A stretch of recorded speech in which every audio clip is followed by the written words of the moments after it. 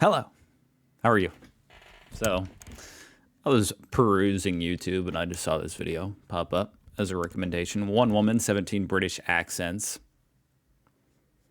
It's intriguing. I mean, I honestly just want to know. First of all, how can there be 17 different British accents? How can you even keep track of that many? And why does this video have 10 million views? I mean, I get that that's intriguing, but that's a lot of views. You know what I mean? Like, that's an exceptional amount. So I'm just curious what the deal is. Is this the woman? The UK is incredibly diverse in terms of accents, and it just so happens that I can do many of these accents as my party trick. So come with me as I take you on a guided I feel like America has like 5. tour through all of the accents and archetypes of Great Britain. Hi, I'm Siobhan Thompson, and this is Anglophenia. And what I'm speaking right now is RP. Shout out to Anglophenia. I've watched videos from this channel before. They're excellent. They're always good. So I knew it would be good. Received pronunciation, or, your standard BBC English. It's spoken across the country, generally by middle, and upper class people. Think of Martin Freeman, Benedict Cumberbatch, or, most of the presenters of BBC News. Okay. So, good evening. It's 9 o'clock and this is the news. I'm very important.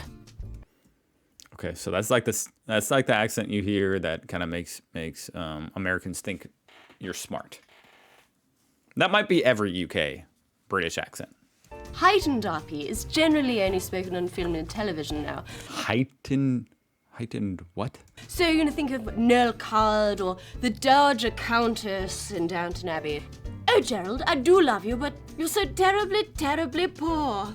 Now, London is the accent that most people outside of Britain can recognize. Wow, these really have very distinct vibes to them. Like the first one was intelligent, the second one was snooty. This one is like angry, kind of like, I'm gonna have a problem. Like, this person has a problem with me, I can tell. Recognize, that classic lock, stock and 2 smoking barrels. Get out of my pub! Go on, get out of it! Shut it, you tart! East Anglia. It's like Fagin from Oliver Twist. There's a flat, boggy kind of place with a flat, boggy kind of accent. I'd love to give you an example of somebody that comes from there that speaks like this, but... Very interesting, because this reminds me of an American Southern accent. Interesting. They all lose this accent as soon as they can. Stephen Fry's... Or maybe, like, Minnesotan. Like a little twist between like a little Midwestern, Minnesotan, and Southern. He's from Norfolk, but he doesn't speak like this because he's posh. Here's a kind of classic kind of East Anglia phrase. I done dropped my computer in the fan and it's broken. Now let's go across the island to the West Country, which is a much rounder sound. It's farmland full of sheep and cows and apples. Think of like Sam Gamgee from The Lord of the Rings or Hagrid from the Harry Potter movies. It's sort of interesting once again, because this kind of had more of a city like New York vibe to me, just upon first hearing it. Oh, you bloody kids, get off my land! Or, oh, Mr. Frodo, don't let him turn me into anything unnatural.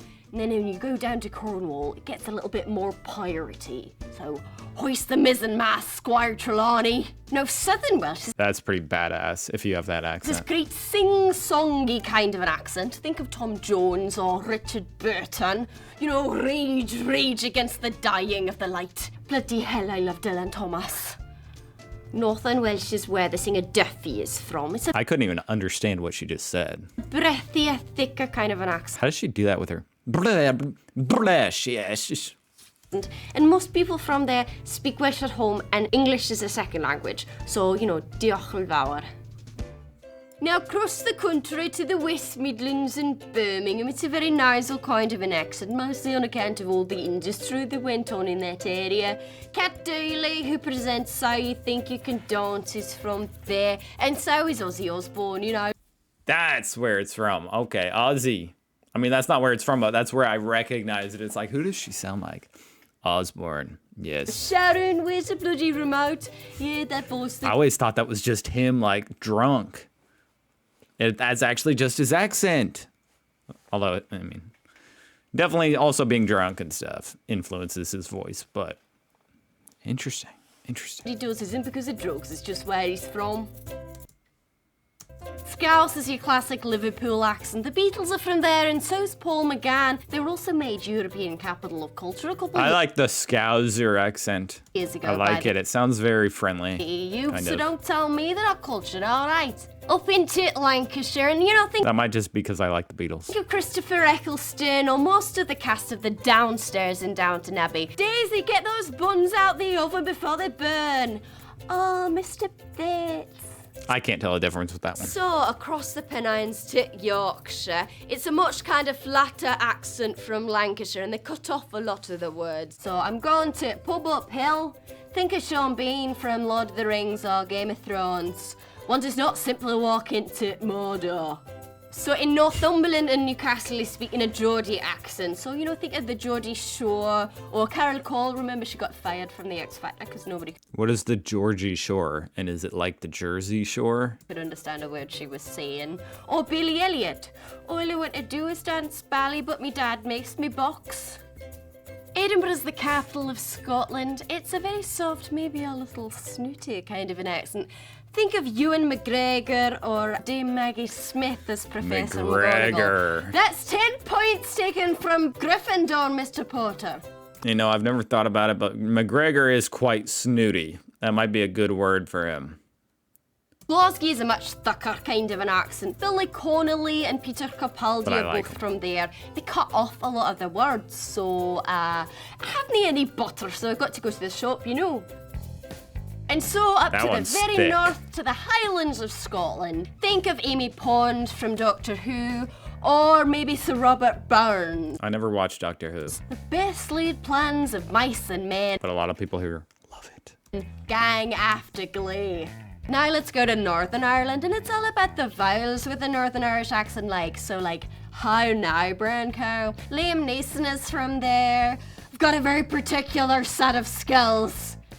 I know he doesn't say it in that accent in the movie, but it sounds well cool, so, And finally, Southern Ireland is obviously not a part of the United Kingdom, but I can do a Dublin accent, so let's just do it. It's a pretty classic Irish accent with a lot of assonance to it. So Sinead O'Connor's from there. Nothing compares.